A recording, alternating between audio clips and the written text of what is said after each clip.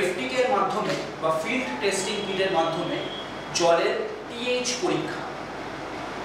এইটা হচ্ছে আমাদের এফটিকে বা ফিল্ড টেস্টিং কিট, যার মাধ্যমে আমরা জলের পিএইচ পরীক্ষা করব। আমরা একে একে দেখে নেব যে আমাদের কি কি কম্পোনেন্টস আছে এই কিটের মধ্যে। এটি হচ্ছে রিয়েজেন্ট। এই রিয়েজেন্টটির মাধ্যমে আমাদের পিএইচ পরীক্ষা করতে হবে। এটি হচ্ছে স্যাম্পলিং সিরিঞ্জ। এটির মাধ্যমে আমাদের স্যাম্পলটিকে তুলতে হবে। এটা হচ্ছে আমার কালার চার্ট, যেটা আমাকে টেস্টিং এর পর বুঝিয়ে দেবে যে আমার স্যাম্পলে কত পিএইচ ভ্যালু হলো। আর এটা হচ্ছে আমার রিঅ্যাকশন বটল, যে বটলের মধ্যে স্যাম্পল এবং এই রিয়েজেন্টের মিশ্রণটা ঘটে টেস্টিংটা হবে, এবং আলটিমেটলি আমি এটার সাথে কালারটা মিলিয়ে জানতে পারবো যে যে জলের নমুনা বা স্যাম্পল আমরা পরীক্ষা করছি তার পিএইচ ভ্যালু কত। এই চারটে জিনিস এরকম একটা কম্প্যাক্ট বক্সের মধ্যে দেওয়া হয়। এই চারটি এই বক্সের ভেতর ঢুকে যায়, এবং এটাই হচ্ছে কিটের সাইজ এবং এটাই হচ্ছে কিটের পরিমাণ। তো এইবারে আমরা পিএইচ টেস্ট শুরু করব এফটিকে এর মাধ্যমে। এর জন্য আমাদের লাগবে একটি স্যাম্পল। আমরা এই স্যাম্পলটিকে ব্যবহার করব। আমরা স্যাম্পলটা প্রথমে এই বিকারে নিয়ে নেব। এই স্যাম্পল বা বিকার কোনটাই কিন্তু কিটের পার্ট নয়, কিটের শুধু এই চারটি। এটা আমার স্যাম্পল, যেটা আমি যখন ফিল্ডে করব বা গ্রাউন্ড লেভেলে করব তখন আমার এফএইচটিসি বা যে কোনো স্যাম্পল হতে পারে। তো প্রথমে আমি যেটা করব সেটা হচ্ছে যে আমি স্যাম্পলটা এই বিকারে নিয়ে নেব।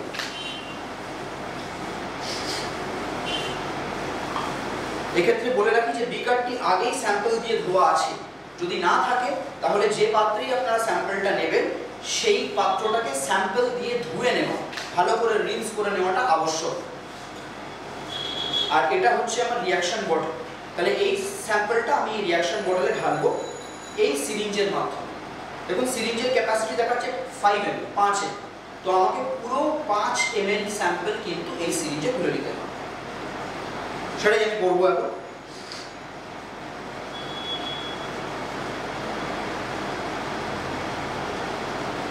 আমি 5 ml স্যাম্পল এই সিরিঞ্জে তুলে নিব। এটা আমার স্যাম্পল। এইবারে আমি রিঅ্যাকশন বটলটা খুললাম এবং এই 5 ml স্যাম্পল আমি এই রিঅ্যাকশন বটলের মধ্যে দিয়ে দেব।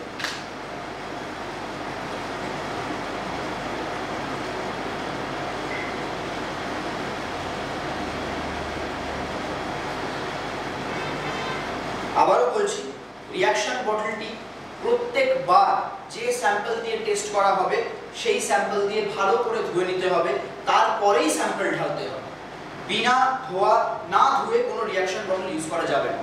আমার কাছে আমি যখন ফিল্ডে কাজ করব তখন আমার কাছে স্যাম্পল থাকবে, যে স্যাম্পল আমি পরীক্ষা করব আমি সেই স্যাম্পল দিয়েই রিঅ্যাকশন বটল দেবো, তারপর আমি টেস্টিংয়ের জন্য যাব।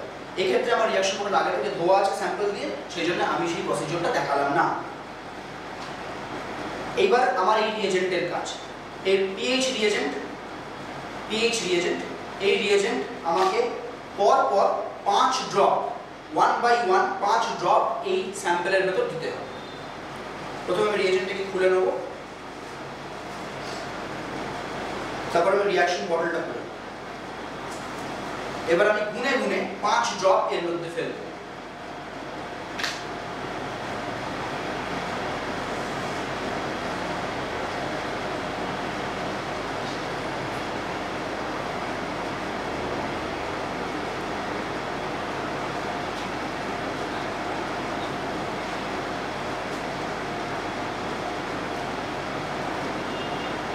এবার আমি গুনে গুনে 5 ড্রপ এর মধ্যে ফেলব।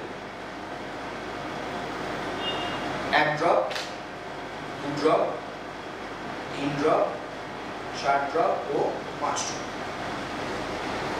5 ড্রপ রিয়েজেন্ট আমি এই স্যাম্পলের মধ্যে দিয়ে দিলাম। এবার আমি ভালো করে স্যাম্পলটিকে এবং রিয়েজেন্টটিকে গুলিয়ে নেব, যাতে এটা একটা হোমোজিনিয়াস মিক্সচার হয়। হোমোজিনিয়াস মানে উপর থেকে নিচ পুরোটা সমান।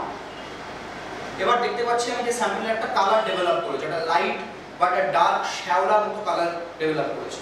এবার এই কালারটাকে আমি মেলাবো আমার কালার চার্টের সাথে। এই যে কালার চার্ট এবং এই আমার স্যাম্পল, আমি দেখতে পাচ্ছি যে কালার চার্টে যেটা 7 তার সাথে আমার এই স্যাম্পেলের কালারটি হুবহুভাবে মিলে যাচ্ছে।